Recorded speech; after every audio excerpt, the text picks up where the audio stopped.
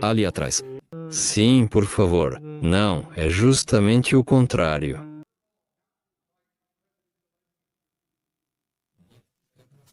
Tivemos uma ligação muito boa. O presidente Zelensky estava na linha, eu daria nota 10. Ele é muito amigável. Eu me encontrei com líderes porque estava na OTAN. Aumentei a porcentagem de 2% para 5%. Eles não pagavam 2%, e agora pagam 5%, o que pode gerar trilhões de dólares em defesa. Sempre planejei encontrar o presidente Putin. Depois, ligarei para os líderes e para Zelensky. Eu vou ligar para Zelensky e depois para outros líderes. A segunda reunião deve ser mais produtiva, pois já esclarecemos posições e planos na primeira. Essa guerra é do Biden, não minha. Ele nos envolveu, o que não deveria. Se eu fosse presidente, não haveria guerra. Mas é o que é, e eu estou aqui para consertar isso, estou aqui para parar as mortes. 7.213 mortos na semana passada. Principalmente soldados, mas também precisamos deter mísseis nas cidades. São soldados ucranianos e russos, não americanos. Mas se eu salvar vidas, isso será uma grande coisa.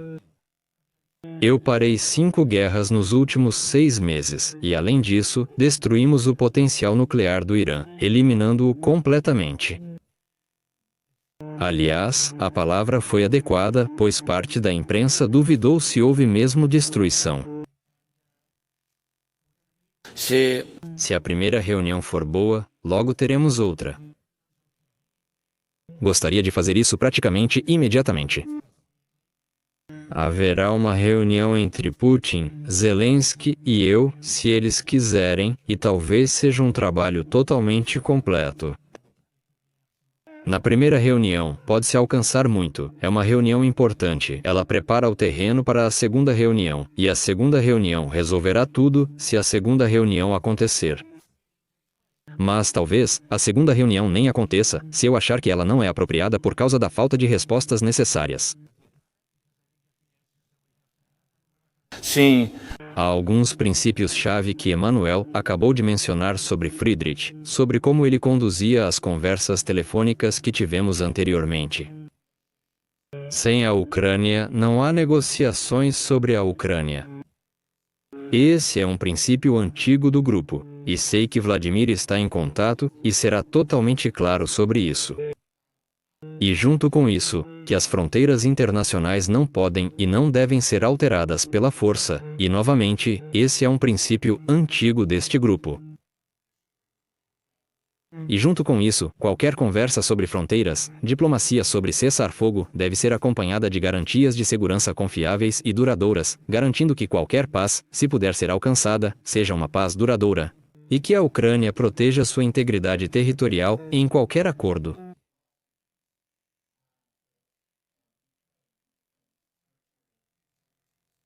Este grupo foi criado exatamente para isso.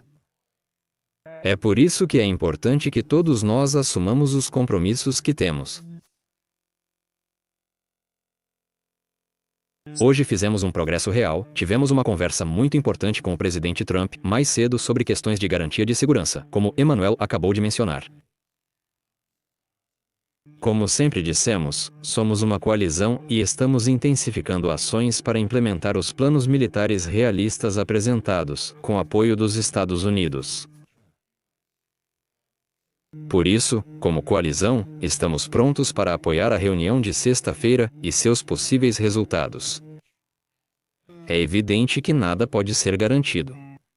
E como disseram Emmanuel e Friedrich, o presidente concordou em fazer um briefing depois, para informarmos os próximos passos.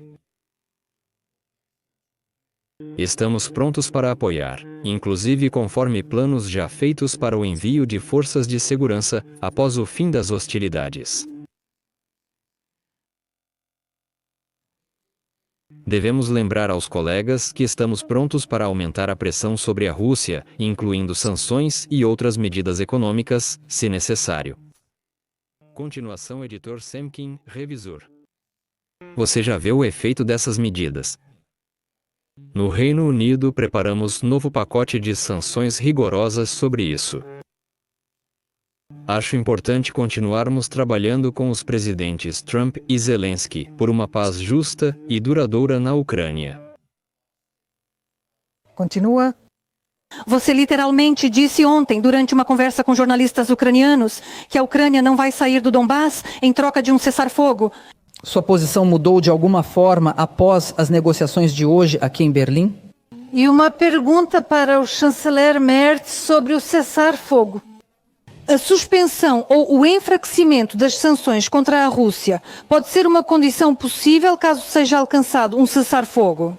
E quais garantias de segurança existem? Que garantias de segurança a Europa poderia oferecer nesse caso? Obrigada.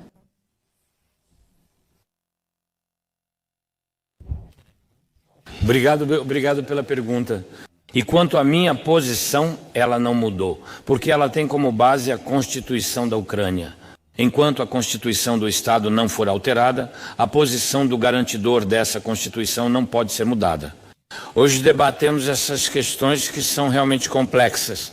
Quero destacar que questões sobre a integridade territorial do nosso Estado são indiscutíveis.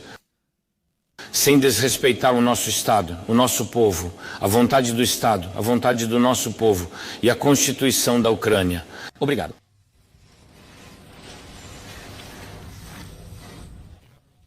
Claro. Nós falamos sobre o cessar-fogo hoje, claro.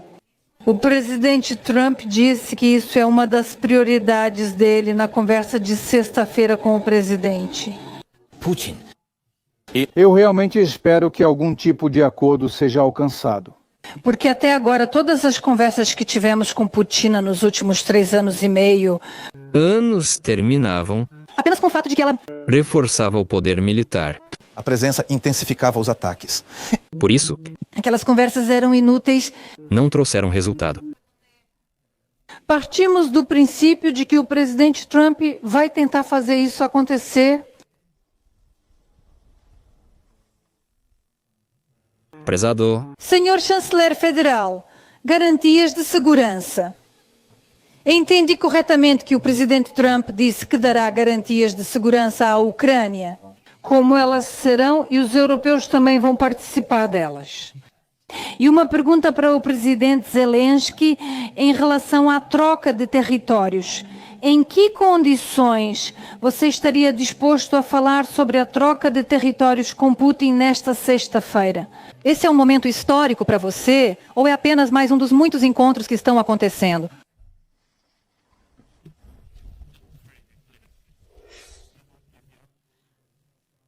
Garantias de segurança, falamos sobre elas brevemente. Sabemos que a Ucrânia precisa de garantias de segurança, por isso mencionei na minha declaração que o exército ucraniano deve ter a possibilidade de defender sua pátria e no futuro seu país. Quais serão essas garantias?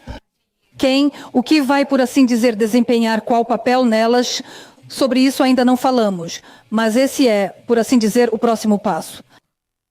Continua. Amém, sabe? Nós não sabemos. O sucesso de qualquer negociação depende, antes de tudo, do resultado e do clima. Agora, nosso clima está totalmente unido e, neste momento, é muito positivo. Todos os parceiros mostraram unidade de voz, desejo, princípios e visão. Esse clima já é um passo importante à frente.